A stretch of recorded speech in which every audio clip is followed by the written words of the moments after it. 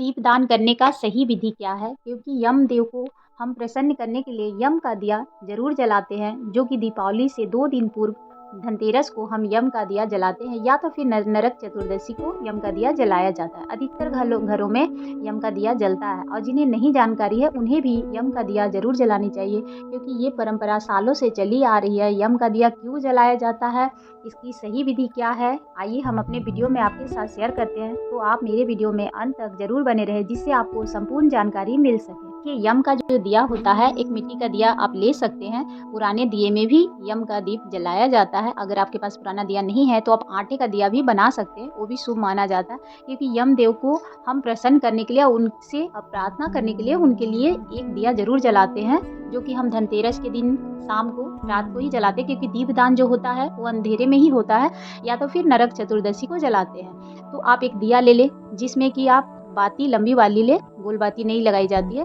लंबी बाती ही लगाई जाती है। और आप अपने घर के सभी दरवाजे खुला रखें। और ये देखिए, ये जो दिया होता है ना, वो रात्रि में ही, जैसे घरों में आपके अच्छे से आप एक एक जानकारी जान ले, क्योंकि घर में जब आपके घर में सभी लोग खाना खा ले उसके बाद ही ये दिया जलानी है। ऐसा नहीं है जब शाम में जला लिया उसके बाद फिर आना जाना सभी लोग कर रहे हैं, तो नहीं, इसका पूर्ण फल की प्राप्ति नहीं होती है। आपको ये दिया जब भी जलाए तो जब आप सोने जाने लगे, आपका खाना पीना हो जाए, तब ये दिया जलाना है। तो आप दिया पहले से ही निकाल कर अच्छे से रख ले और यमदेव की पूजा कर ले मन से।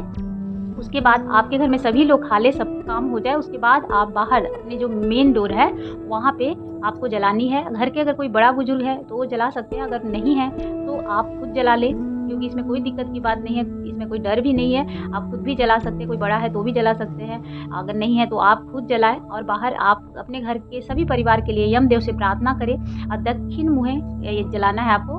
आपका मुख मान लीजिए दक्षिण में ना भी हो तो भी, लेकिन जो दिया है उसका जो मुख है वो दक्षिण में होना चाहिए।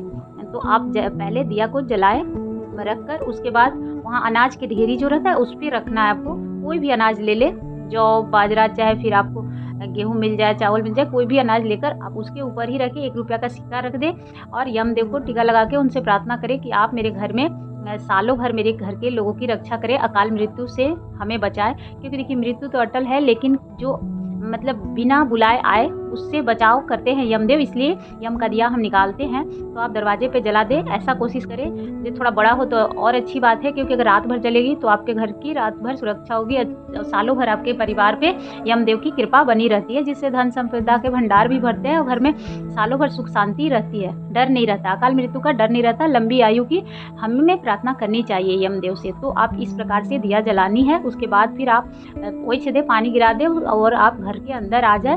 फिर आपको बाहर नहीं जानी है, रात भर जलने दे, क्योंकि यमदेव आपके घर की रक्षा करेंगे। तो इस नियम से आप दीपावली से पूर्व दिया निकाल सकते हैं यमदेव के नाम से। ऐसे तो धनतेरस से लेके भाई दूज तक 5 दिनों तक यम का दिया निकाला जाता है। आपको जैसे बन पाए, आप 1 दिन भी निकालेंगे तो भी अति उत्तम है। आपसे जितना बन पाए उतना ही करें, क्योंकि यमदेव को प्रसन्न करने के लिए आप पूरे मन और भाव से 1 दिन भी निकालेंगे तो उनकी कृपा आपके घर पे बनी।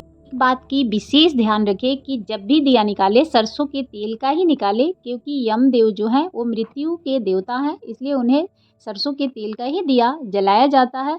तो आप भूल से भी ये गलती ना कीजिएगा, आप सरसों के तेल का ही दिया निकालें। अगर बड़ा दिया हो तो अति उत्तम है। अगर आपको हमारी जानकारी अच्छी लगी हो तो एक लाइक एंड सब्सक्राइब जरूर करिएगा। धन्यवाद। जय माता दी। आप सभी का दिन मंगलमय हो।